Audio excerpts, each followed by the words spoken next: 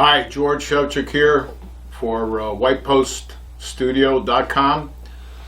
Today we're going to be talking about some interesting subjects that I think would give you a lot of fuel for thought. If you're interested in some of the mysteries that revolve around unexplained questions in regards to what happened in 9/11 and all the mysteries that are associated with UFOs. So let's get to it. This is called the UFO 9/11 Connection, a common sense analysis. Did you ever think of the distances between solar systems? I thought about the animals that live on the landmass that we know of as Australia. Today, there are animals that live in Australia that are remarkably different than some of the animals that live in some of the other parts of the world. Animals like kangaroos and so on and so forth. I think this is because of the millions of years that landmass was isolated from the rest of the world, and different life started evolving in different ways.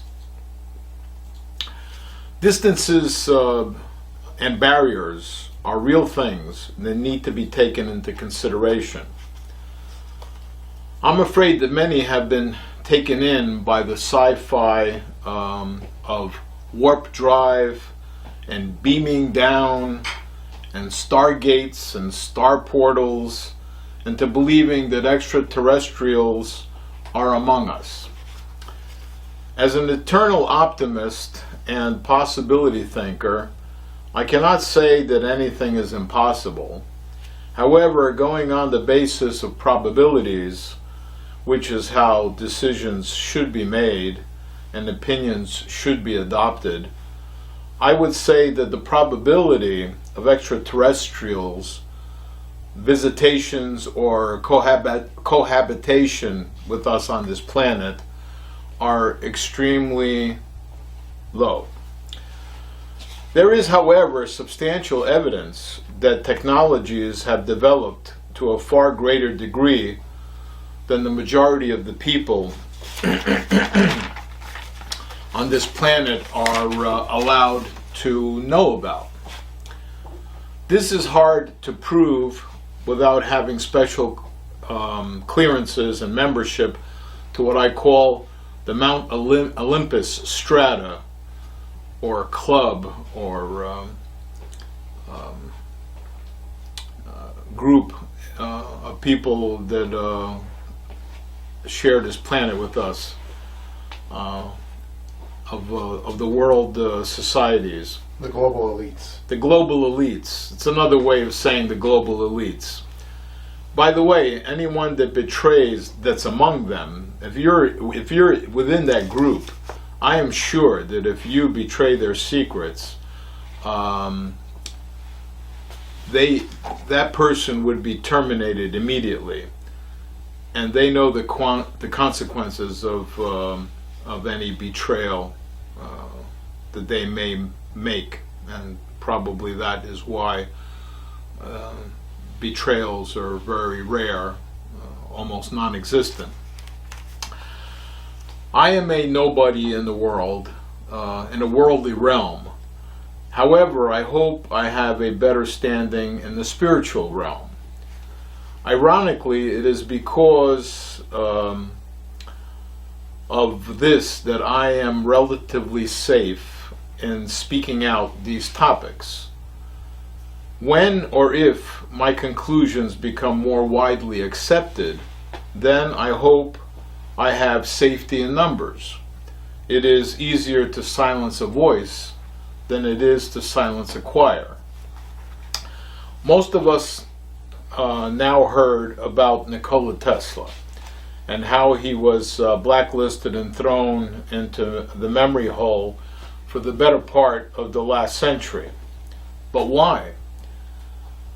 I am a suspicious person, and that suspicion combined with curiosity has motivated and enabled me to uncover hidden truths. This is not a detailed biography of Tesla, but we know that in addition to being a true genius, he was a kind and fair-minded man that wanted to benefit mankind as much as he wanted to benefit himself. I grew up never hearing about Nikola Tesla, but instead I was programmed by public school teaching and movies like Spencer Tracy's portrayal of Thomas Edison's life. Those were the things that influenced me as I was growing up. Thomas Edison was America's orchestrated master inventor and hero. As it turns out, in reality, Edison was not a good person. He broke his promise to Tesla, who started his career in the USA as one of Edison's associates. Later, Edison electrocuted elephants in attempts to convince the world of the dangers of Tesla's alternative current invention. But why was Tesla ignored in many history books and most classrooms and all the movies for the better part of the 20th century? This is the kind of thing that arouses my suspicions. When Tesla died, a poor pigeon-feeding man living in a humble room in New York City, his research papers were confiscated by the government and never to be seen again. In a similar fashion, all the advanced technology that was developed by Germany after World War II was also absorbed and kept for the benefit of this Mount Olympus class, or the global elite. You may recall, or you may have heard, that the military made an experiment on a naval vessel and its crew that was called the Philadelphia Experiment. There were all kinds of rumors in the day. The experiment itself supposedly happened in 1943, but no word of the strange occurrences leaked out to the general public until 10 years later. When things did leak out, they were distorted and sometimes exaggerated. This, by the way, is a staple of deception techniques. If you cannot prevent a leak then exaggerating it to the point that any links in the chain of spreading the information will seem ridiculous to most listeners, the messenger will lose credibility and the listeners won't repeat what they heard out of fear of being laughed at. Most people are so insecure that the fear of ridicule or rejection is more than they can bear. Anyway, the part that stuck in my memory was that some men and other items on the ships during the Philadelphia Experiment were fused together. Men were partially rematerialized into decks and other parts of the ship, as the story goes. Now I'd like for you to jump forward to 9/11. Remember how 110 stories were reduced to 1 or 2 stories of rubble? That is impossible, ladies and gentlemen. If 110 stories pancaked down, there would be a debris pile of at least 20 stories in height.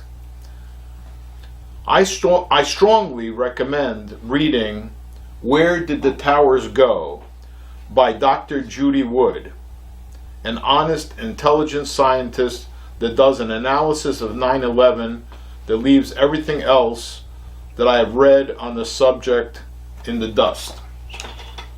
This is her book. It is not an easy read. I had a little difficulty with the physics and some of the math, but it's a detailed analysis of 9/11, and it's well worth the money. And if you can find it on Amazon, or if you can find it anywhere, I suggest you order it, because it is one of those rare books that analyzes things objectively. She doesn't make any conclusions to start off with. She just goes wherever the evidence led her, and it led her to amazing places. And there's a lot of information that you'll find out about what happened on that day that really dropped down into the memory hole, and it'll give you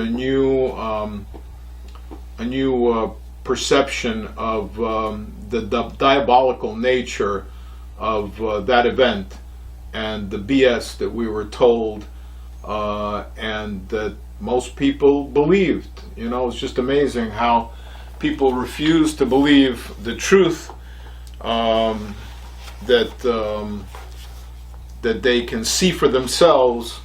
They won't believe their own lying eyes, but they'll believe the BS that somebody else has told them.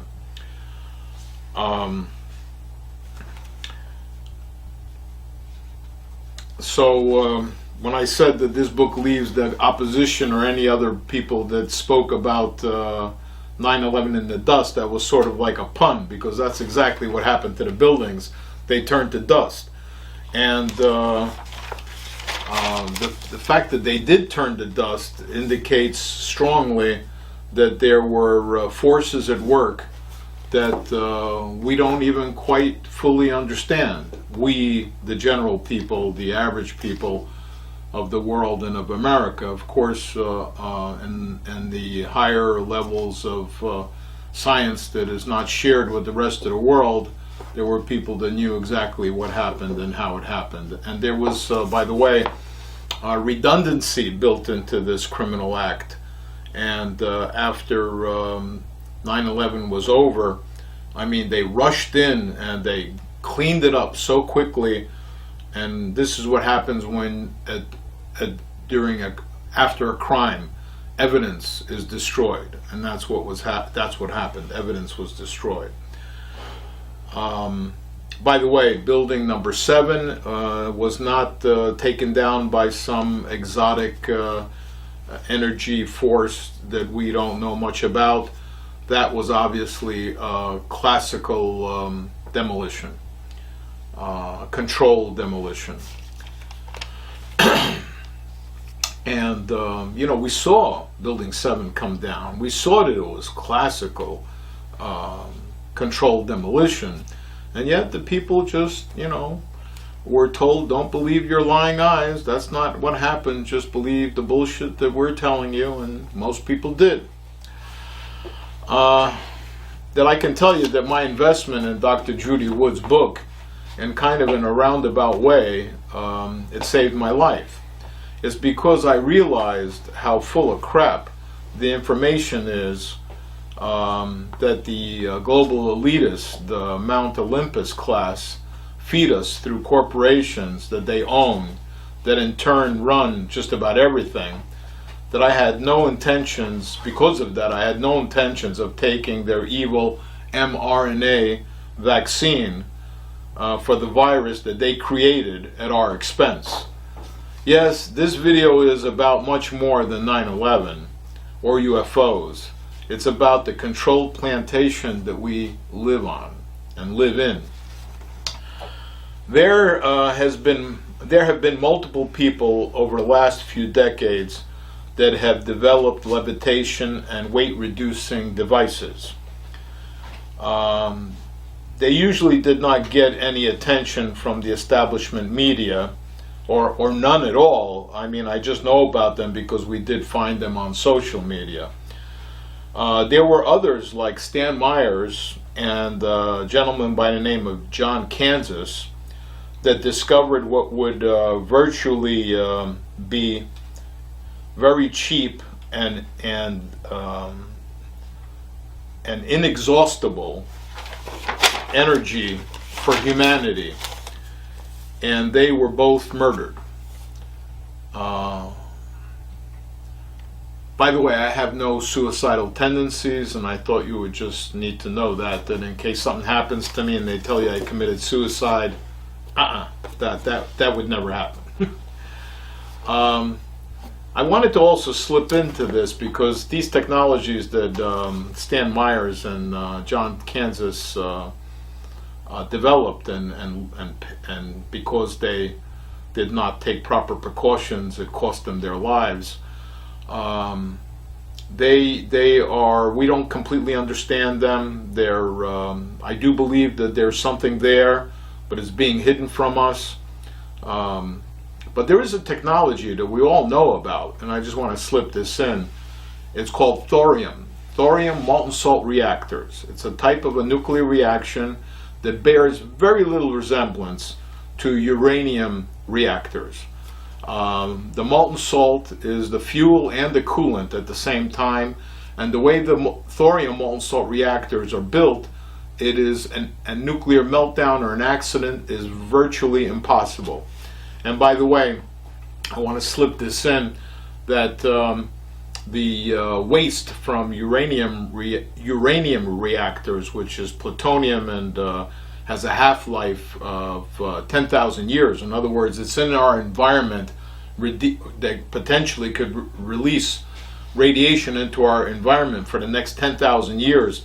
That fuel can be burned in a thorium molten salt reactor, and then the waste would be reduced to a substance that would have a half-life of only 300 years, which is something that I feel is within the ability of humanity to contain for 300 years and keep it from ever leaking into the environment. Now here's an energy source that is real, that works, that has already been tested in America, in Tennessee, and yet it is it cannot move forward.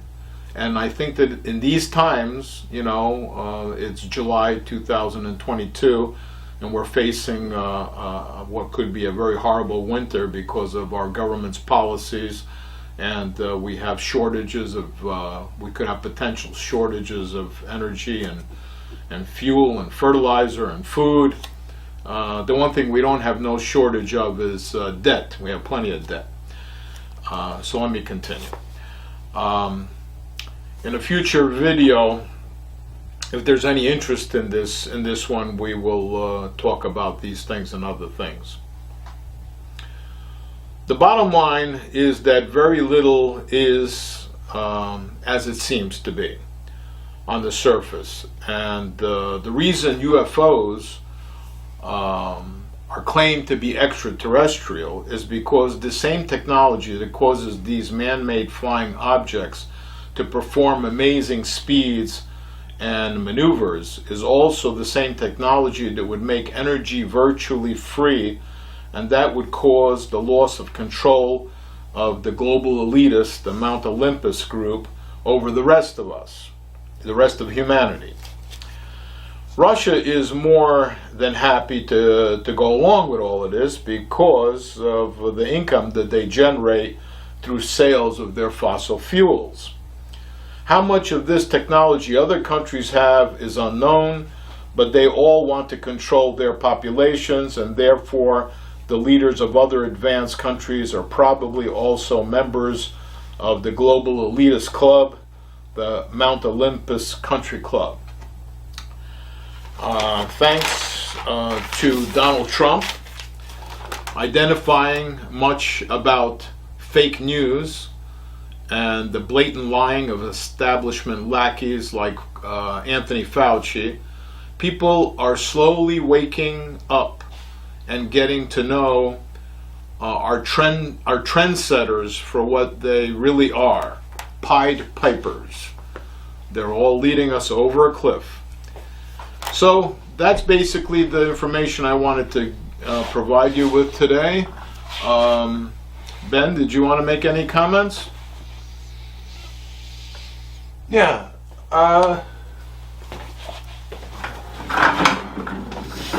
So I'd say it's already known that there's certain secrets the government has. That was the whole idea of Area 51, was supposed to be to keep secret the new technologies that we have, especially like things that fly. I think it's supposed to be an airfield mostly. They have a lot of new technologies that they don't want other people to know we have yet. Especially like if it's going to help in some kind of war or whatever, it's good to keep secrets from the enemy. And maybe it's not such a bad thing to have a few government secrets. This way we have some kind of advantage over our enemies in a war or whatever. Yes, okay, so there's lots of secrets that they're keeping from us, but maybe there's a purpose to some of that.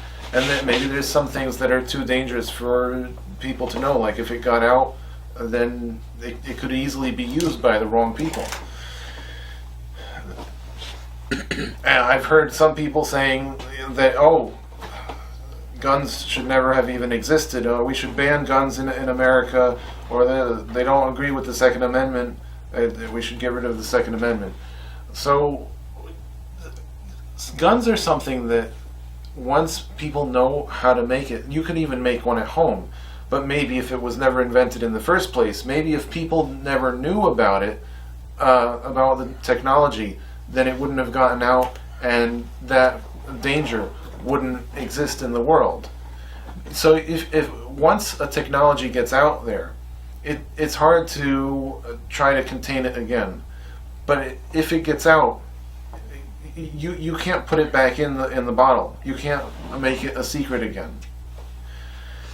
Yeah, I just wanted to say that, I obviously those are all good points, but I think of what I want to slip into this video before we end it is what I didn't go into is that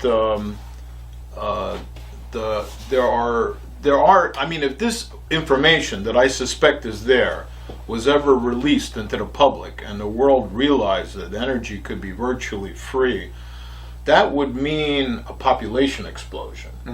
And I'm not sure what the consequences of that would be.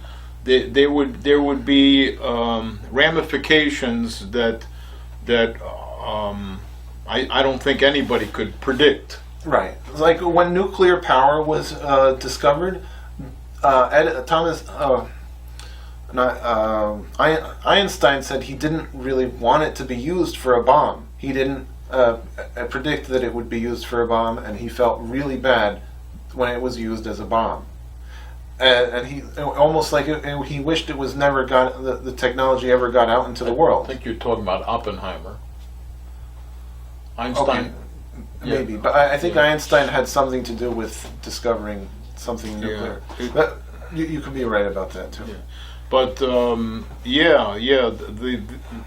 you see, we can realize that there's something going on here that they're not telling us about. But on the other hand, if these things were released and became common knowledge, there would be consequences that are unforeseen. I can tell you one thing, though, that I'm pretty certain about, and that is that fossil fuels, especially oil and perhaps natural gas, I'm not sure, to use them to heat the world or provide energy is really not what they should be used for, because this oil is used to manufacture petrochemical fertilizers, and these petrochemical fertilizers are what in essence feeds the world. I mean, we could make home gardens and we could feed ourselves and fertilize these gardens the old traditional ways with composts and manures and sea products, ocean products. That's true. But for commercial agricultural companies, only petrochemical fertilizers would work. They're the only thing that would be able to produce food on that scale. And thorium molten salt reactors would be able to provide all the energy that we need. And for us to be using up our petroleum for energy and for heat or whatever and for transportation is actually very foolish stewardship of the earth, because when that oil runs out, there is going to be global famine. Now, this may not happen for many decades or maybe even a century or two, but when petroleum runs out and there is no more petrochemical fertilizers to produce food on the scale and in the volume that we need to feed humanity, you will truly see global disaster for humanity like no one has ever imagined. And while we still have petroleum and oil products, they should be saved and used for food production and not for energy. And that's why I'm such a big advocate of thorium molten salt reactors. When you look into it and you study it, you can only come to one conclusion: it's a no-brainer. So on that note, I would like to just make one more comment. Are we still on? Yeah. I want to give you switch me to camera 2. Wait a minute. I don't think it's wrong to use petroleum for travel. People should use the earth for what they need to use it for. For energy and transportation is not a bad thing, but yes, we should save it for creating food too. And it's not going to suddenly run out in 1 year or whatever. It's just going to become harder and harder to find the petroleum, and it'll become more expensive over time. And so I don't think it's going to be like, oh, suddenly we can't create food anymore and then everyone starves. It'll just be more expensive to create. See, first of all, I did say it's going to take decades, maybe even centuries before it would run out. But the reason why it's not, I mean, I'm not saying that there should be any laws prohibiting you from using any kind of fuel you want, but thorium molten salt reactors will produce energy so cheaply, so efficiently, that everybody's going to gravitate. Then electric cars really will make sense, because you'll be able to travel the same distance at a fraction of the cost when thorium molten salt reactors are used on a large scale. So it's not a matter of steering anybody to do this or do that. Economics will take care of that. Right. And not everything would be able to use that power. Some things, like maybe a fishing boat, you still might need to use gasoline for. Why? You would put a thorium molten salt reactor. You don't understand. Thorium molten salt reactors don't have to be these huge towers. You could fit a thorium molten salt reactor into a person's living room. And every ship could have its own thorium molten salt reactor. And not only would you be able to have ships traveling from port to port at a fraction of the cost that they're paying now for fuel, but you would be able to use that heat and that energy not just to generate steam that would generate turbines or whatever, but you'd be able to take those ships around the ocean and collect all of that plastic. There are masses of plastic in the ocean that are the size of small countries. Right. And you'd be able to collect all of that plastic, melt it down with the thorium molten salt reactor heat, and recycle it and use it for other products that could be of great benefit to humanity. But I was actually thinking of a small personal, with 1 or 2 people, fishing boat, where anything the size of a living room wouldn't be able to fit on it. I'm saying that there's still going to be a few things, even if most things in society have switched over to thorium, there's still going to be a few things that need to use gasoline, because not every vehicle would be able to have a thorium reactor in it.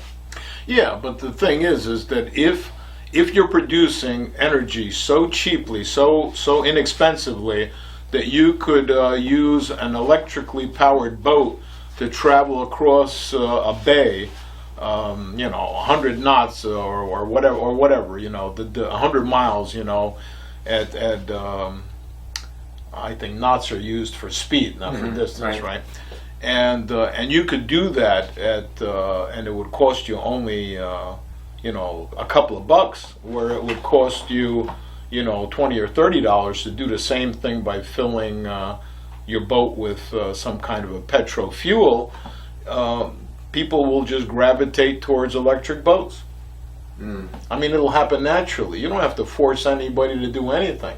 If petroleum costs this much and electricity drops to some ridiculously low level because we're producing it, you got to remember there's enough thorium in the world to provide humanity and the world with all the energy they need for the next 1,000 years. I mean, this is just being hidden and kept. I mean, and don't think I'm crazy. I mean, do your own research. There are physicists that are advocating thorium. China and India are starting pilot projects on thorium. So this is not just, I didn't pull this out of the ass of some unicorn. This is real stuff that could be used, that could make a dramatic difference in the way the world is run. Even if there's enough thorium in the world, there's a lot of people say there's not enough lithium in the world to convert all cars to electric. Well, yeah, that's another problem. But I mean, if electricity becomes so cheap, then I mean, you would probably be able to even use something as inefficient as electrolysis. And by the way, I've seen videos where new processes are online that can make conversion of water, separating water into hydrogen and oxygen, much more efficient than they were before. And now hydrogen, I think, will be the fuel of the future, for not only for internal combustion engines, but for fuel cells. And running a car on hydrogen, or pretty much is like running a car on water, is almost the same as running a car on a battery, because you're putting energy into the water to separate it, and then the energy comes out of the hydrogen when it comes together again to become water again inside the car. And as long as you keep that hydrogen and oxygen separated, that's the best battery in the world, because that's a battery that you could keep the hydrogen and oxygen separated for 1,000 years and use them, and the battery didn't lose any power over that 1,000 years. I mean, it's not really a battery, but it's a potential. The potential energy is there without diminishing over time. Right. As long as there's no leakage in the containers. What are you going to make the roads out of if you get rid of the oil? Well, what I'm trying to say, I'm not saying get rid of the oil. I'm saying use it more logically. And that, like, for example, you would have more oil to use for the roads if you're not burning it up in gas tanks, right? Right. So anything else? I just wanted to plug our products here. No, wait a minute. All right, folks. This is colloidal silver, and this is Copper Shield soap. We make colloidal silver and copper, both of which kill germs. However, copper is not really it's not good to use internally. That's why we put copper in our soap. And if you look up on the internet, you'll be able to find on YouTube, there are videos that show how a hospital in England has converted all the doorknobs in the hospital to copper, and it has reduced the transmission of germs. In the same way, as soon as the copper in the Copper Shield soap comes into contact with the germs in your hands and whatever you wash, it starts to kill the germs. So it not only washes your hands, it kills the germs on your hands, and it does it in a very safe and healthy, natural way without any pesticides, which, by the way, some antibacterial soaps have pesticides in them that are harmful to your health. And colloidal silver can be used internally or externally. There's all kinds of videos of how you could use colloidal silver. I personally think that if you use it properly, this will protect you better than any vaccine, and it will also guard you against multiple other ailments, including possibly even the common cold. I only recently started taking it daily, but in reality you need to take it daily over a 30-day period before you build up enough reservoir within your system to completely protect you. It's also good as a germ killer for wounds, surface wounds, or anything of that nature. And by the way, just so you know, that back in the 50s, when I was born in 53, in the late 50s and early 50s, they were using a silver nitrate to wash out the eyes of newborn babies because it was such a harmless and effective germ killer to protect babies' eyes, because a lot of infection comes into us through our eyes. So we have links down below for where you could call, or the email address that you could go on to order the products. The colloidal silver is $29, and the Copper Shield soap is $19.50 per bottle. So thank you for watching, and until the next video, George Shevchik signing off from whitepoststudios.com.